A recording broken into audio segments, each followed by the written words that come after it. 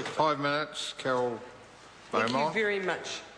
I also rise to speak in support of the Local Electorate Amendment Bill number 2. As others have commented, Labor is supporting this bill.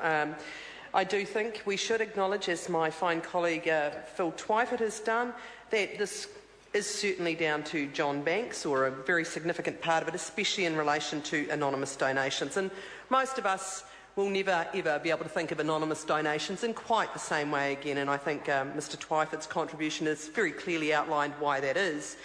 In general terms, this bill will align or provide greater alignment between rules governing local body elections and those governing general elections.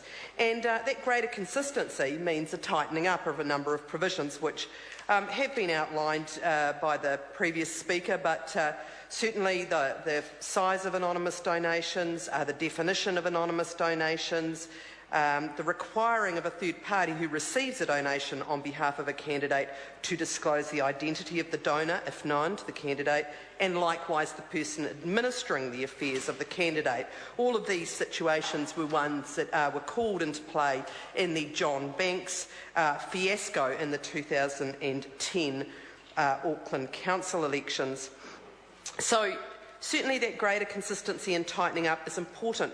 And that's not just for a technicality or for the sake of neatness. This is important because we need to strengthen, and we need to continue to strengthen, the conduct of our electoral processes.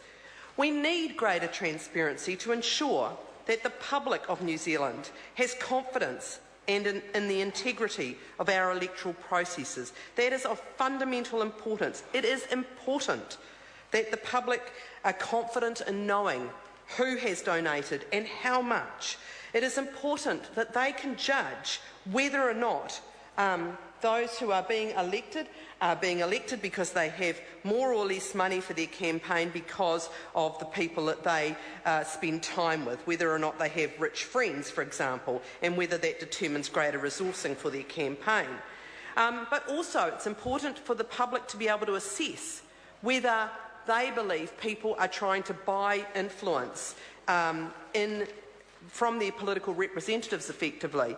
And those are all very important questions. But we need to strengthen our democracy, and I'm sure every member in this House would agree with that.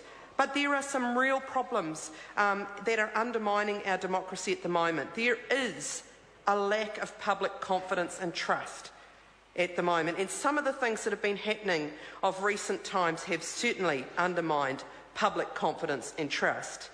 We certainly want to try and turn that around, and I want to acknowledge my colleague, the Honourable David Cunliffe, who had a members' bill in the ballot about these very issues prior to the government actually doing this bill or drafting this bill, because Labor saw that it was really important to try and strengthen the controls around the local government elections and to try and pull them into line with what those that apply with the general election.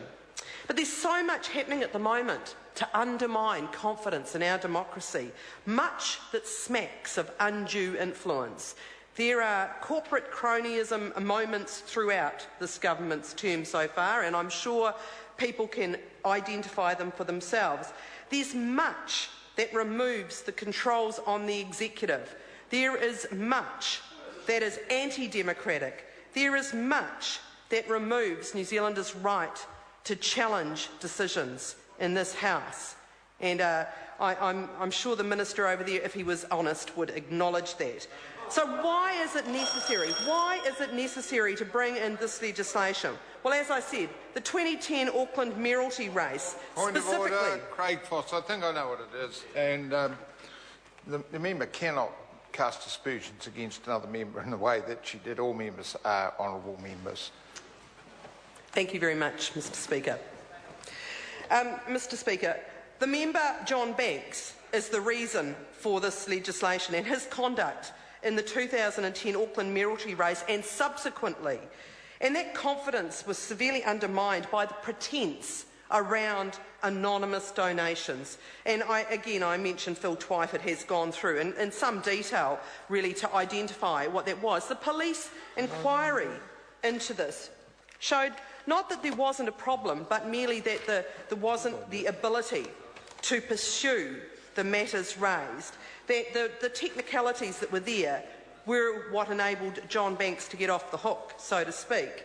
And so I think that is really important for the record, sir. And finally, just to say, there is much more to do to strengthen our democracy, and I look forward to further amendments around electoral law. Thank you.